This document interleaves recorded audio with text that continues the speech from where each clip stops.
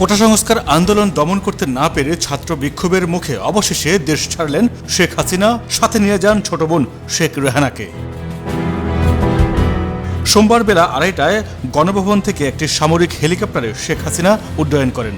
সংশ্লিষ্ট সূত্র জানায়, তার হেলিকপ্টার ভারতের পশ্চিমবঙ্গের উদ্দেশ্যে রওনা দিয়েছিলেন।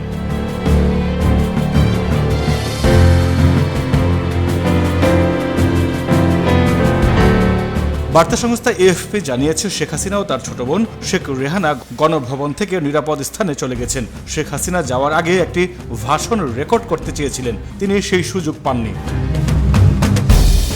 এরই মধ্যে গণভবন দখলে নিয়েছেন আন্দোলনকারীরা। গণভবনে উল্লাস করতে দেখা যায় বিক্ষোভকারীদের।